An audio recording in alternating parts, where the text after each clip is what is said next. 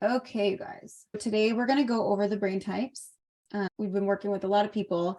Robin is actually one who was very adamant earlier this year about where she fit in with the brain types, because before we just had auto, hyper, and Manny. As far as we knew, when it came to the language, it was you either speak in Manny or you're speaking the auto version of the language of the world, because it's the social language. So that's why we wanted to do this to be as inclusive as possible, to help people understand who they are and where they fit on it. We have Delta manual processor, a manual processor, an auto processor, a hyper processor, and a Delta hyper processor. The areas that we address are socially, for the theory of mind. And this is the ease of which you understand others' behaviors, their motives, their thoughts, and their feelings. If you don't have this, it would be considered mind blindness. The next thing that we go down to is the nervous system: sight, sound, touch, smell, and taste, and how aware and intense you experience these things. The next down is going to be the executive function. So this is going to include, but is definitely not limited to, time blindness, emotional regulation, nonverbal working memory, verbal working memory, and also like initiation and focus and other things like that. The next area that we have specified is the driving factor when interpreting the world, whether it's driven by connection versus function. Second to last category is the overall brain language. And this is where we discuss your overall brain language and what you speak expressively and what you understand receptively, and if you're governed by logic or emotion. Now, the bottom one is just some of the labels that the world has out there. What we've noticed is the world gets really confused because no one's really focusing on the fact that cell danger response is the root of everything. And because of that, there's so many overlapping characteristics. And so they don't know where one starts and one finishes. And so they're not really going by regions. They're going by just the symptoms of the leaves in the trees. So an auto processor is going to be standard right down the middle. Now, it's a low probability for somebody to just actually be a complete auto processor all the way down, because cell danger response is triggered by so many things. It's triggered by our trauma, our surroundings, chemicals, biological factors. It's triggered by pretty much everything. It's pretty much impossible to go through this world unscathed. Cell danger response happening to people everywhere. In fact, being in a relationship where you don't speak the same language causes cell danger response. So even if you grew up auto because you spoke the language of your family or those around you, you can actually have it called acquired neurodiversity, actually, where things like PTSD or other forms of trauma or other forms of anything can actually end up causing cell danger response to be triggered in the brain. And when it's triggered in the brain, it's putting areas of your brain out of order. And it's putting you into that amygdala hijack, and it's also affecting your ability to use the other regions of your brain. Auto is what the world considers neurotypical. And honestly, who's normal anymore? Nobody. No one's really normal. But there's enough of the world that think they are, and they make the rules. And so that is where that comes from. So theory of mind is a huge feature that they have in order to be able to predict the behaviors of others, to be able to understand motives, and to be able to interpret feelings and automatically interpret a situation. Actually, it's just through osmosis. So they are able to automatically interpret the body language and tone of others, and then know what to do and how to act in that moment. Their words are not literal unless they're intending them to be literal. Words have a lot of meaning, and there's a lot of varied tone, inflection, and intensities in the voice and everything, and it goes up and down. A lot of varied interests. And it's just easy to have communication with other people of their brain type. Their nervous system is mostly automatic. Chronic illness is CDR, just in other areas of the body. CDR is cell danger response. It's the natural cellular mechanism that we have when our cells feel threatened. So when it happens in the neurons, it causes all mental health issues and disorders. When it happens in other areas of the body and it's chronic, it is responsible for all the other health issues. It is the absolute root. So a semi-auto might have somebody who has issues with their autoimmune or something like that. The executive function is a feature in the brain that is in your prefrontal cortex. And this does a lot of really amazing things for you that I had no idea it did before I had my hyper breakthrough. It's basically this internal executive assistant that runs your brain. And if you don't have one, that means you're left running around doing the work yourself. And if you think about it, it's like trying to make a movie without an assistant director is what it's like. My children are in the industry, and this is how I explained it to my 11-year-old. If you are trying to create a movie and shoot a movie, but you don't have your assistant director, who's going to be handling everything? You don't have an AD. In fact, they have lots of ADs. They have several ADs. But if you don't have an AD, an assistant director, then you're not going to get the movie done. It's going to be impossible. You're going to be running around trying to do so much of the functional things that you actually can't focus on doing the work you have to do. So your personal assistant in your brain works like a personal assistant in the real world, okay, where they're running around, they're handling all your menial labor tasks so that you can focus on the important things. Now, it also acts as an emotional regulator. This was something I didn't know. I had no idea this was a feature. So what happens is your executive function actually works as a regulator for your emotions. So it dials your emotions down and up and back down and up, like whatever. It keeps it adjusted for you so that your emotions are more manageable. And so if you don't have that, and if your regulator is broken, then you're going to have really intense emotions. It also acts as a shield to protect you from the emotions of other people around you. Talk more about that later when it comes to hyper and delta hypers and delta manual processors. But this is the ability to be able to regulate your emotions, the ability to stay focused and on task. All those reasons that people can't stay focused and on task is because they're operating their executive function manually. So if they're too focused on that, they can't actually stay focused and on track. So an automatic processor, basically everything is just working nice and easy for them. And the driving factor for interpreting the world for them would be connection. Connection and function work simultaneously, but connection is often the function, especially with social situations. So their overall brain language is automatic, okay? It includes 55% body language, 38% tone, and 7% words. And that's what they speak with, but it's also what they perceive too. So that's their receptive language. So when they are talking, when you're talking with an auto, they're receiving 55% of your body language, 38% of your tone, and 7% of words. And they are not separate of each other. They actually all rely on each other and they depend on each other. So the words aren't going to just be only literal.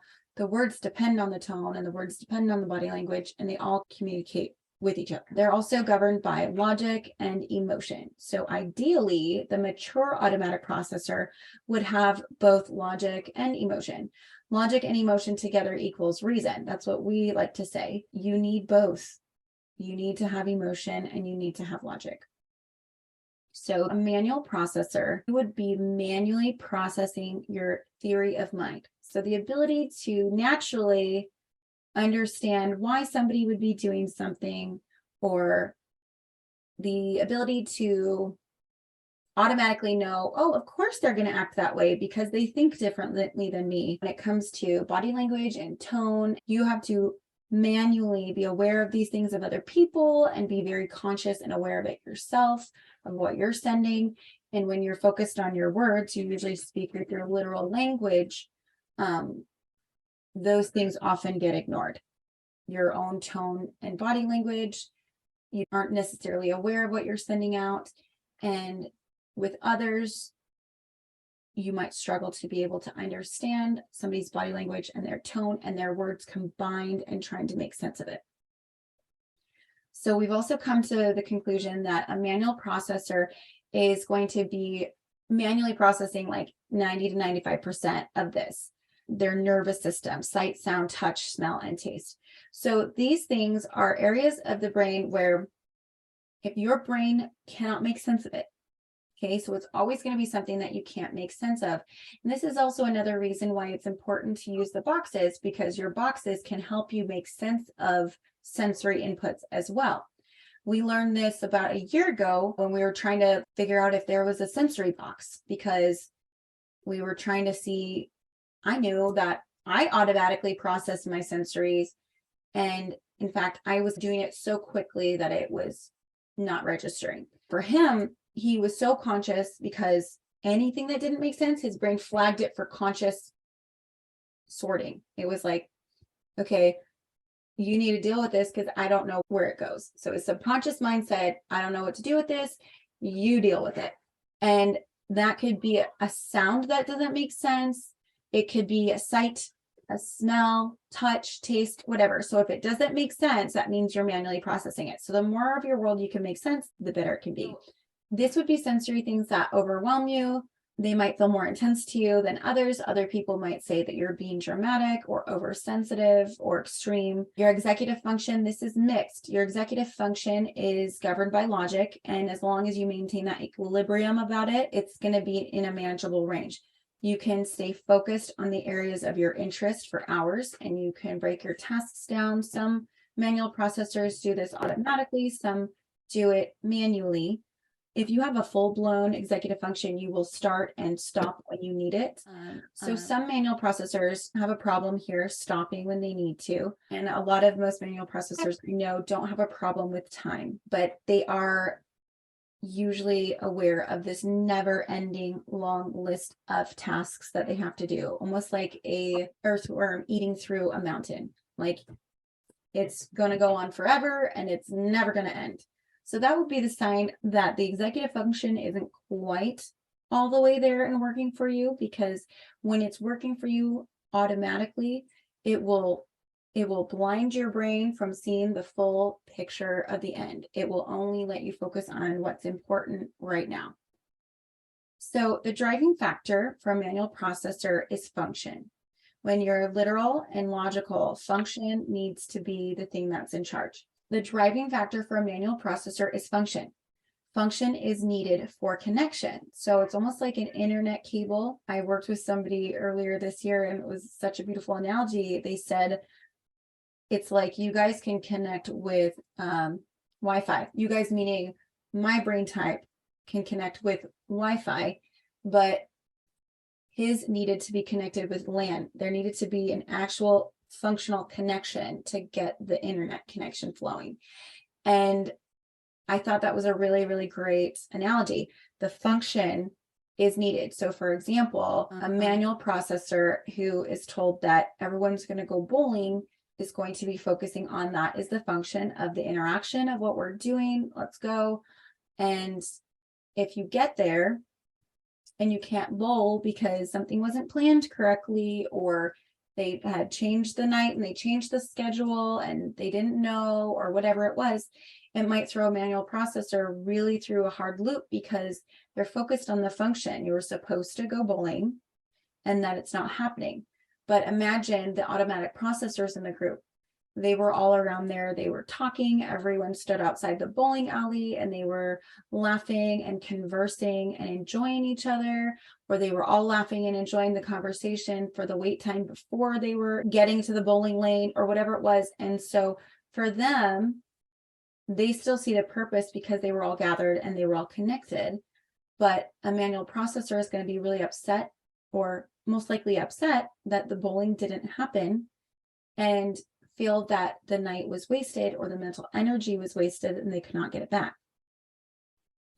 When a literal function cannot be interpreted, processing is halted, and this burns out your brain if this is your brain type.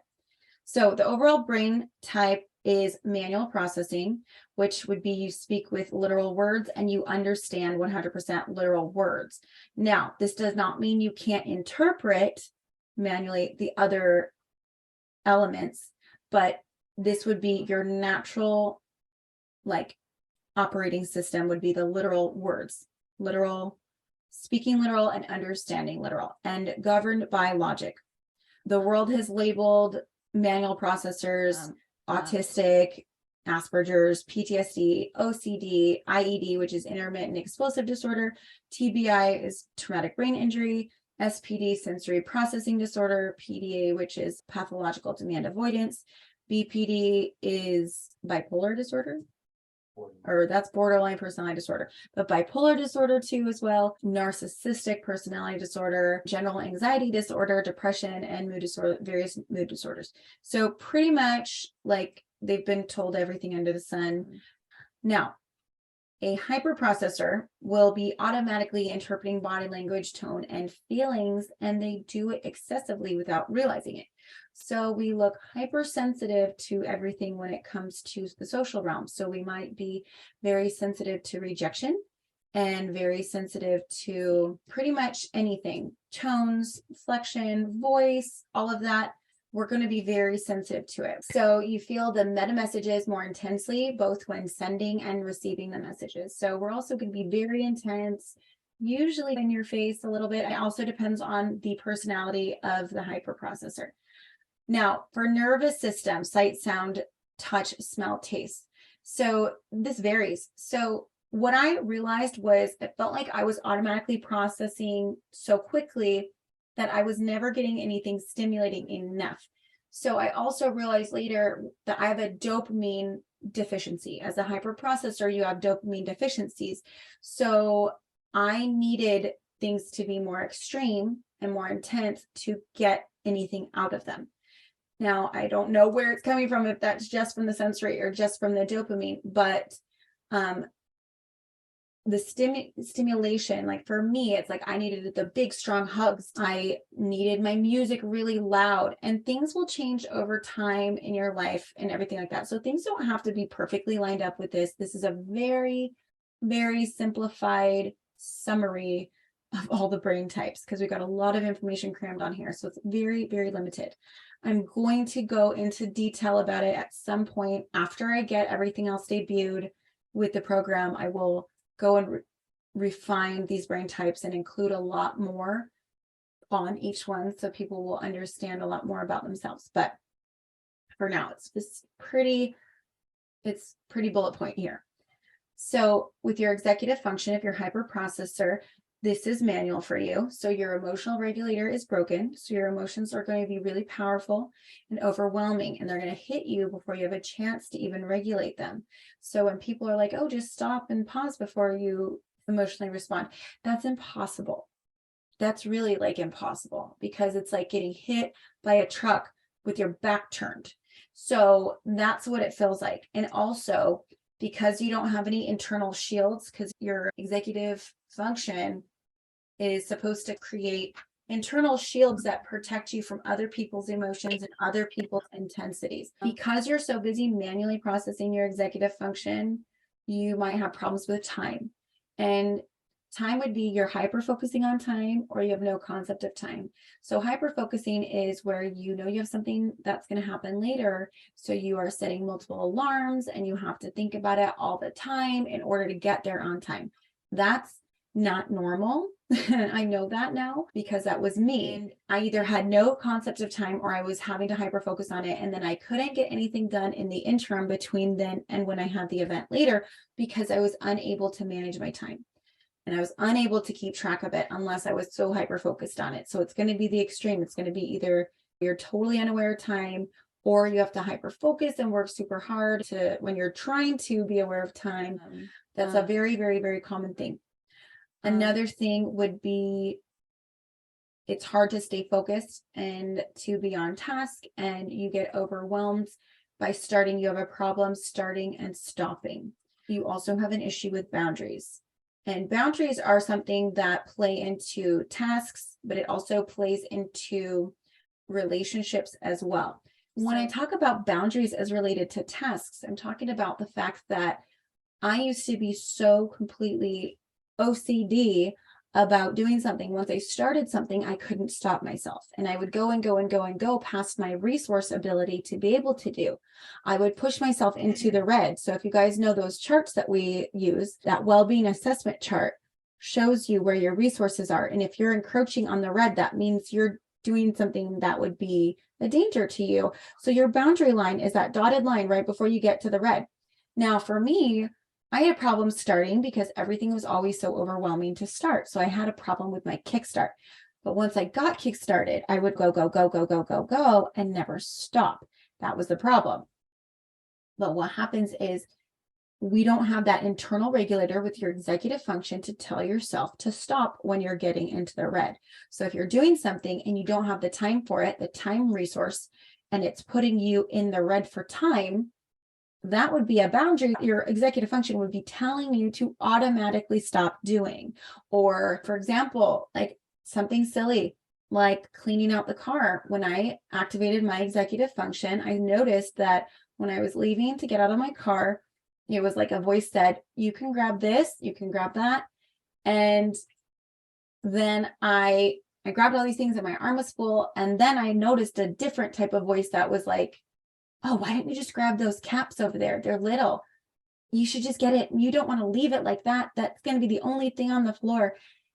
And I realized that was a different kind of voice, because if I leaned over to the other side of the car, I was going to drop everything and it was just going to be a mess. And I didn't need to get that right now. It wasn't a pressing thing. The car was clean enough. It wasn't a big deal. And for me, I didn't realize that was an executive function thing for me. Before that, I always thought it was OCD, but it turns out your executive function, I think, is supposed to kind of keep your OCD in check. That's just my personal thing. Anyways, now when overwhelmed, and now this could be emotional, this could be from tasks, it could be from anything. It's not due from seeing things in a linear line like a manual processor, but it's like from seeing everything all at once, like this quantum realm of the future and the past, present. If you do this, then this will happen with this person and everything. And it's like this huge swirling, full of everything boulder that sits on you. I know that doesn't even match the description. You can't have something swirling and be a boulder, but it's huge and it's big and it's overwhelming and it's in your face right now. And you can't shut your brain off from seeing everything all at once. And that's what it's like to be a typical hyper. Now, the driving factor for interpreting the world is connection. In fact, we're very, very big on connection because those things also provide dopamine hits. So it's all about the dopamine hit. A hyper processor who hasn't activated their executive function, their driving factor is actually dopamine because we're so deficient there. Now, the overall brain language is going to be a hyper brain language, actually. So it's not just automatic. It's more intense than the automatic brain. It's 186 body language and tone and percent words. So we really, really, really, really feel everything a whole lot more. Our mirror neurons are actually hyperactive. So we're actually literally scientifically extra sensitive. It also is what's responsible for our rejection sensitivity dysphoria when it comes to getting rejected by a tone or body language or whatever. A hyper that hasn't activated their executive function is going to be governed by emotions. Now we've been called ADD, ADHD, OCD, general anxiety disorder, highly sensitive person, codependent, borderline personality, depression, PDA, ODD, oppositional defiant disorder. That's another one. Mood disorders, PMDD. My PMDD went so down after my breakthrough. That was huge for me. And postpartum depression can also be very exacerbated by manually operating your executive function. Delta manual processors. So they're going to, a lot of the times with the Delta manual processor, you're going to be having a lot of the same disadvantages in the social realm that a manual processor has to deal with as far as it comes to theory of mind. And you might be aware of body language and tone, but you have to manually process it. Now, you also, because you're combined with the symptoms of hyperprocessor, it's a lot harder because you might be feeling a lot more emotions and intensities of others because you're manually processing your executive function. That's generally what it is when you are a Delta manual processor. So it's like you have ADHD and everything else. So some Delta manual processors are fine with time and some are not fine with time. Some don't get overwhelmed by things because they break things down just fine. Now there's like a whole page I have of all the different things that your executive function does for you, and you can pick and choose on there which ones that you identify with and you feel that you struggle with. But it's going to be, if you're a Delta manual processor, you are going to be manually processing your theory of mind and also have the nervous system, sight, sound, touch, smell, and taste. Really, it depends. You might be hypersensitive in some areas and undersensitive. So it might be you need a lot of intensity because you also are needing your dopamine, but you also might be completely overwhelmed by sounds and smells and sights that don't make sense. The driving factor when interpreting the world is going to be like primarily a function, but you're going to have areas where you more naturally see the connection is the function. The overall brain language is primarily manual. So you tend to communicate 100% literally with your words. That would be your natural thing. You were governed by mostly logic.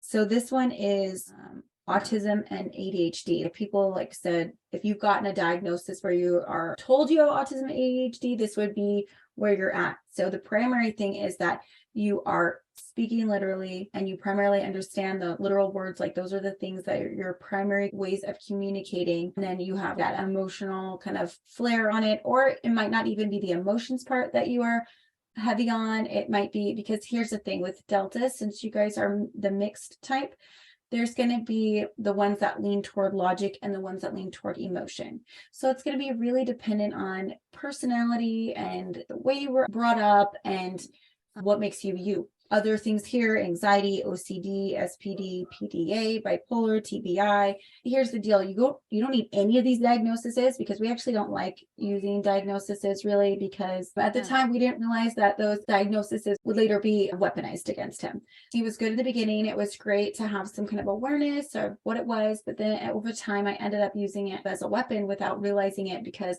I wanted to fix the relationship. And so I was like, you're the one with da da da da da. So let's fix this and do this and do this. So you need to change because you're the one with this diagnosis, XYZ, whatever it was. And so that ended up being a weapon that I didn't realize I was using. And it was like he was all alone and the world was kind of on my side. So it was not a good situation. So we don't necessarily like using labels like that, because we don't like to describe people that way. In our opinion, it's much better to describe the way somebody processes and not label that is who they are. It's just the way they're dealing with the processing.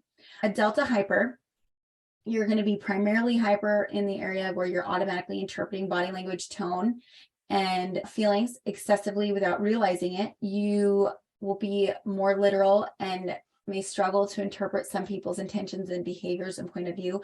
Another thing about this is that you're not really aware of the tone and body language you might be sending out to other people, or you frequently have issues where people are misreading your tone and body language and you don't know why. That is a very common thing with Deltas. Also, they tend to be very literal when it comes to functional things, and then more emotional when it comes to like emotional things. But again, we'll go over this in detail another time, like super big detail. When it comes to the nervous system, you pick and choose the cornucopia where it's applicable to you. And same with the executive function. Some Delta hypers are actually very organized and structured, and it's not a big deal for them in some areas. But say they have verbal working memory, or they have nonverbal working memory, but don't have the verbal working memory. So there's a few elements of the executive function, like mix and match them pretty much. It's going to be unique among everybody when it comes to these ones. Also, the driving factor for interpreting the world, connection versus function. You would be mixing it back and forth, needing a function to feel connected. You'll go back and forth, needing function to feel connected, and then being connected through nothing other than just function. You're primarily hyper in the sense that what you're receiving, you're feeling everyone's emotions and the body language, and you're picking up on all these things that people might not be sending intentionally. It's going to be very intense, that you don't have your shields up, but you speak literal and maybe blunt and direct. So it's very complicated because it's a lot of mix. But again, now we have tools to kind of help everybody for that. So it's actually totally fine. You might be labeled all of these things as well, things that have been listed over here. And again, none of these labels could be accurate about you truly. And the root of it is all really just TDR. So these labels are here just listed because it's kind of what the world has made known of the symptoms with those names. So now, what we would do to refine your brain type. So when determining your brain language, it's important to keep in mind the descriptions are where you function naturally and automatically. So what your baseline is, this is your base operating system. It's not a matter of if you can do something, but how much of a struggle it would be to do it. So yes, we know you can interpret body language and tone, but is that natural to you? If that's not natural to you, that means you're a manual processor and a delta, a manual processor. And so we know you do it and we know you're capable of it because you manually process all of that, but we want to make sure that you're not basing this on what you're doing to stress out your brain. So you're going to select which one you identify with the most. And I know, again, you guys, these are very just brief descriptions. So just do your best for now until we get something out with a lot more details. We're still learning a ton about it as we go. We're going to come out with new stuff all the time. But you're going to choose which one that you identify with the most. So for me, I would have put hyper. And because everyone is unique and experiences things in different ways, you will rate where you feel you fall on the continuum. Are you moderately or extremely experiencing these experiences, or do you experience them pretty standardly, as written? For example, for me, before my breakthrough, I would consider myself extremely experiencing the hyper symptoms. You would attach the letter that indicates where you fall on the continuum. So I would be a hyper E. Now, this is something that's really important because the world can get offensive when it comes to functioning labels and everything like that. And those are so extremely offensive to people. I don't want to be called a low functioning ADHD or whatever. That's just rude. But at the same time, I need a way for people to know in an instant how much I was struggling with something. Because if I need somebody to know that I'm not just being a jerk and that I am manually processing my executive function and I couldn't make it somewhere on time and it wasn't because I wasn't trying or that I didn't care or whatever, I would want to be able to tell them and express in a way that I was dealing with something big and overwhelming. And this is where I feel like this continuum is going to be something that makes a really big deal for people to be able to describe the level of your experience. It's a completely different concept while being able to communicate the level of struggle that you're also experiencing as well. So you would be moderate, standard, or extreme. Okay. So hyper E. Then you're going to do another step where you ask the people around you, because a lot of the times, sometimes we aren't aware of things about how we are. So you're going to ask some people who don't have the same brain type as you of what they think and where they think you would fall on the continuum. And if your answers don't align, you just go back and forth a little bit and explain why you both came to the answer that you came to. And if you came to the same one together, then you know that it's the correct one. And number 4, you will choose your primary cell danger response profile. So we're going to explain more about cell danger response later, but it's our body's response to trauma at the cellular level. At the surface, it manifests in different ways: fight, flight, freeze, or fawn. And if you use more than one equally, you can include it. So for example, I used 2 primarily, flight and fawn, and I'll explain these over here a little bit more. So the primary way you handle mental energy threats would be to confront them and take charge of the trash bin. So either your trash bin or they do everything. So you're charging forward into your trash. You're handling it and you're going to take care of it, and it's killing your mental energy, but you're just doing it. To protect or prevent more damages, you may try to control the surroundings and the people so that your mental energy is protected. Under prolonged stress, you tend to explode. The negative thoughts about yourself may include, I hate that I freak out or act like a jerk. Flight is escape and avoid. This is where you escape and avoid the trash bin and the do everything box. So you're seeking instant relief through constant distractions or your own personal interests. So under prolonged stress, though, you will either implode or explode. The negative thoughts about yourself may include that you hate that you can't ever stick to anything. And freeze would be you shut down and you lock yourself in your me box where you're safe. and you withdraw and isolate from others, and you live in this mental bubble and you're just completely withdrawn. Under prolonged stress, you will implode. Now, under prolonged stress for anybody, you tend to cycle through all these profiles. That's just another little tidbit. And a negative thought about yourself may include, I hate that I can never be what they need me to be. So you might feel that you are letting down your loved ones. And fawn is the primary way that you handle mental energy threats would be to give in, no other choice but to do everything. So you don't feel like you have a choice. You feel like you're responsible for everybody else. And you're trying to protect your mental energy by preventing something from being worse. So you're thinking, if I don't do this, other thing is going to explode and it's going to cost you more mental energy. So you try to manage it by doing this. So you suffer and overwhelm to keep others happy, because when others are not happy, that means it causes more mental energy stress to you. Under prolonged stress, you explode and implode. And negative thoughts here is, I should be able to do this. I'm a failure if I don't, etc., etc. So you take your base brain type plus your intensity on the continuum plus your CDR, and that's your final brain type. So that will help people understand your struggle that you're dealing with, what language that you're speaking, and like just a little bit more about who you are and your experience in this life on Earth. If you guys have any questions, we can ask a few questions. So I have a question. This is Heather. Oh, okay. Hi, Heather. Hi. Bracy and I were just talking, and we both feel that he is not governed by logic. So his thought was automatically it must be emotion, but I don't see an emotion either. So how do you know without any doubt if you're governed by logic, or because he and I have both agreed that there's a lot of things that he does or says that is not logical. So how do you know if you're logical or emotional? What's the telltale? When is he not logical? When he's in overwhelm?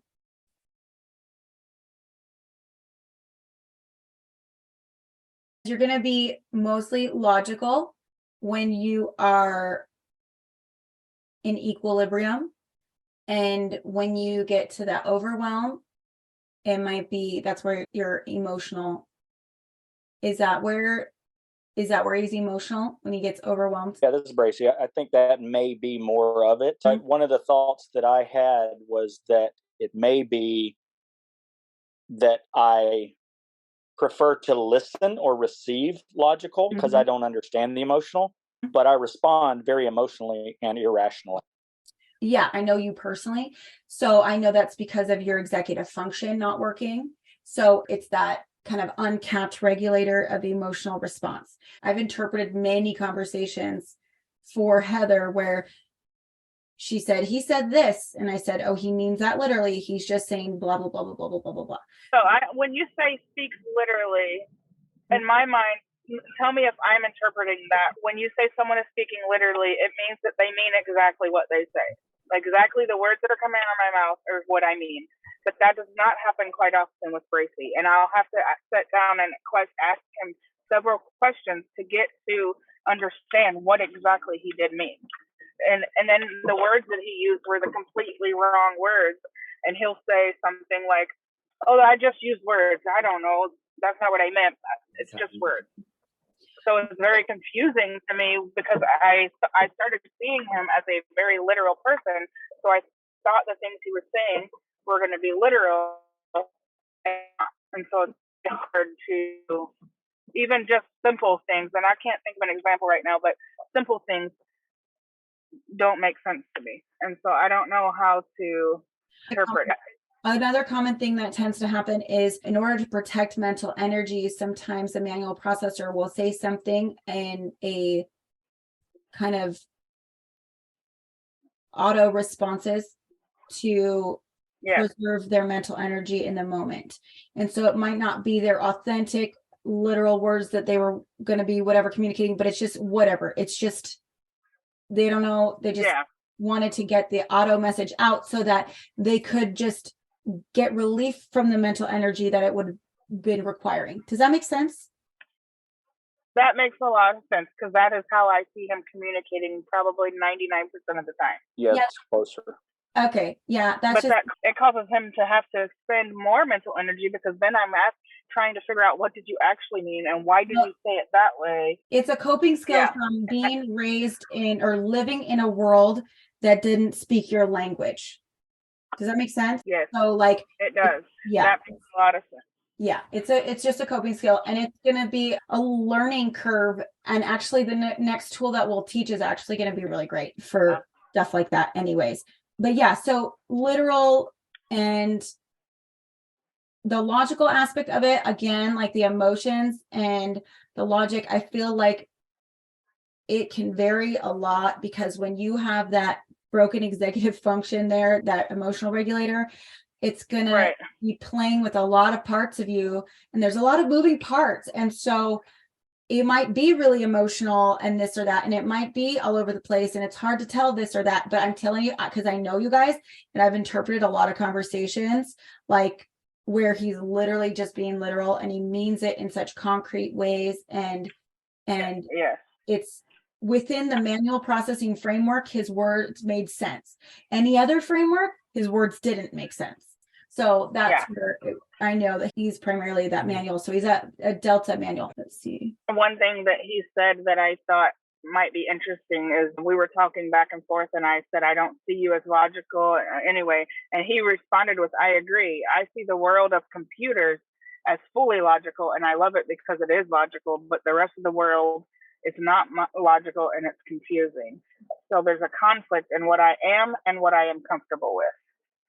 Oh yeah, what he likes and he craves is that logical world. If you're like really driven toward that computer programming and all those numbers speaks to your soul, more than likely you are definitely a manual processor. I would say there is few that find that kind of pull or that type of connection with your language that are not manual processors in some way. Does that make sense? Like that's where you're comfortable and that is home for you in your mind.